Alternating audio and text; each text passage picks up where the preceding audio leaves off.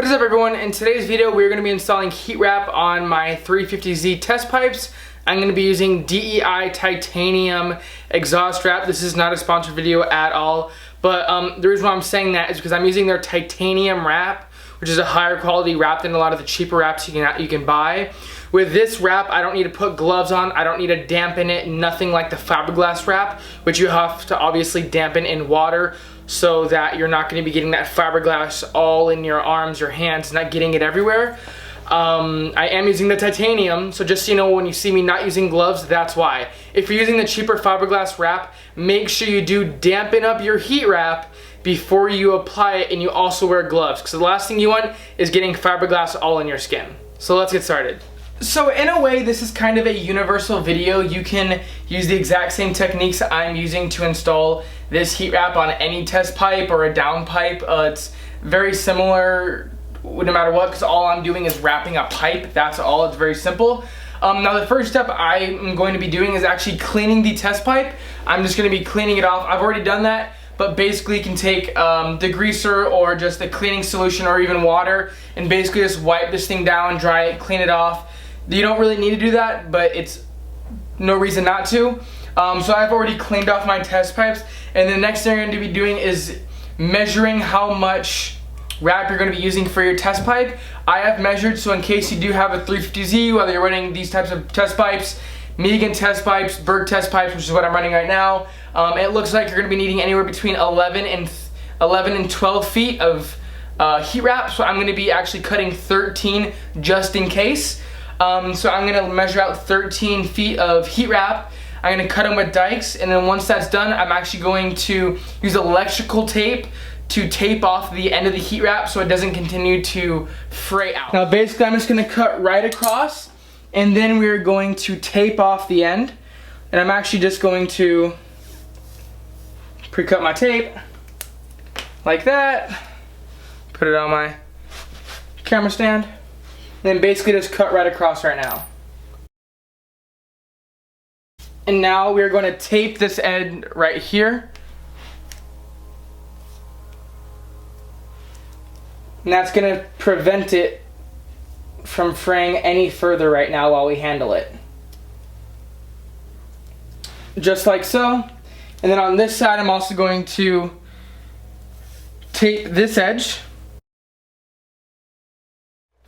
Now, one thing I am doing differently than most people when it comes to these heat wraps is a lot of people like to use the locking ties when it comes to them. I can't stand the locking ties. They break very easily, they're difficult to tighten, they're just irritating. I don't like them, so I'm actually just going to be using standard hose clamps.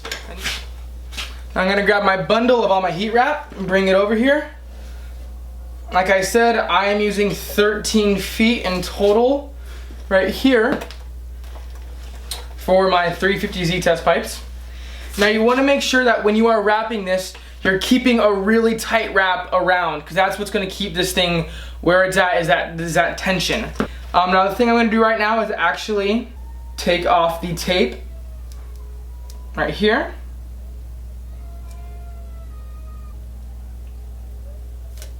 Alright, now we have this right here, and what I'm going to do is actually fold the wrap into itself. So obviously I'm not going to leave the tape on when we wrap it. So I'm just going to fold the wrap into itself so that the frayed part isn't showing. Just like so, I'm basically folding it in on itself. And then we're going to start off right here. And I'm going to do an overlap of about, I'd say about 1/4 of an inch overlap. I believe DEI says to not go more than 1/2 inch of overlap, because you can actually keep too much heat in the pipe. But yeah, and the reason I'm not wrapping my headers is because they're already ceramic coated, so I don't need a ceramic coat and heat wrap. Yeah. Let's get to wrapping. Obviously we're going to make sure we have a very tight wrap. Now the first wrap is I'm going to almost go completely overlap it just on the first one. And you're going to make sure you get all this wrap around it. An extra hand is helpful if possible, but if not, it's all good. Oh, just like so, the wrap slipped, so I'm gonna bring it back up. And like I said, it's best to try to keep it tight if you can.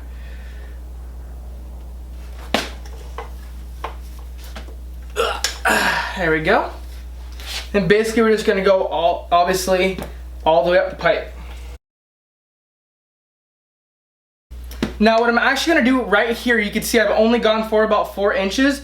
I'm just gonna hold this secure, and I'm actually just going to install the hose clamp right now. Just gonna hold that there, and I'm actually gonna tighten down this hose clamp on here.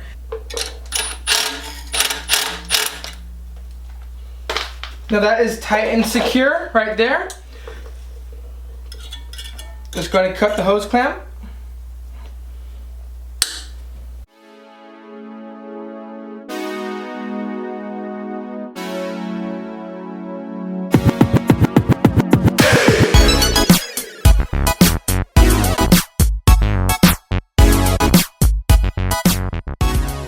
But as you can see, it looks like we are going to have some extra wrap itself,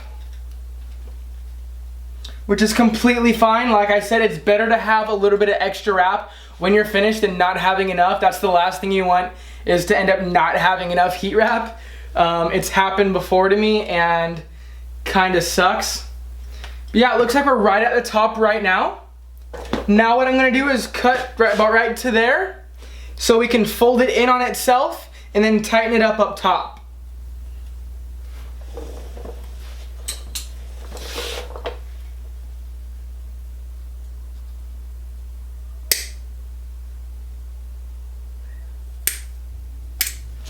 All right, and now we're gonna fold, like I said, the wrap in on itself so that it's not gonna continue to fray out.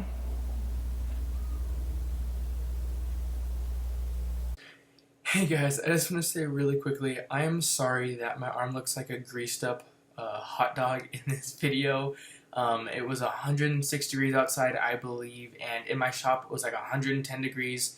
I'm sweating up a storm. I'm not trying to gross anyone out. I just want to say I am sorry for that. But yeah, let's get back to the video. Just like so.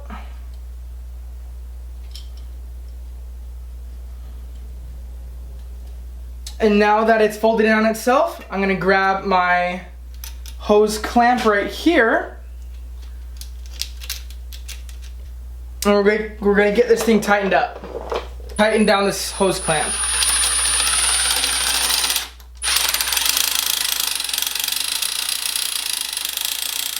Come on, there we go. Getting close.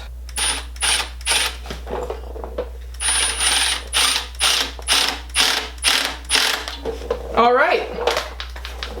And that clamp is perfectly tight. Our heat wrap is secured. I am dripping sweat. As you can see, I'm making a puddle below me.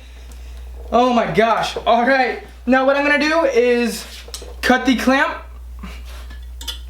Now this isn't something that you have to do at all. You can actually just leave that there if you like. But basically what I do is I cut it about 1 inch away right there, and then I fold it in on itself.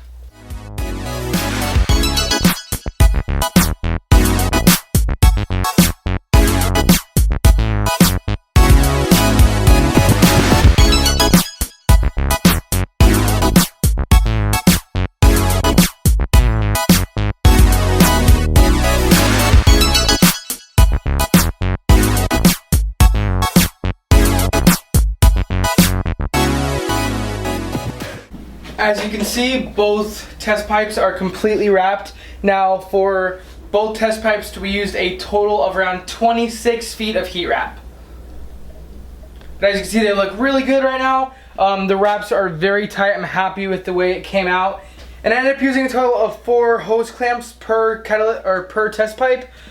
One at the top, one at the bottom, and then obviously one on each side of the O2 sensor, and same on that one.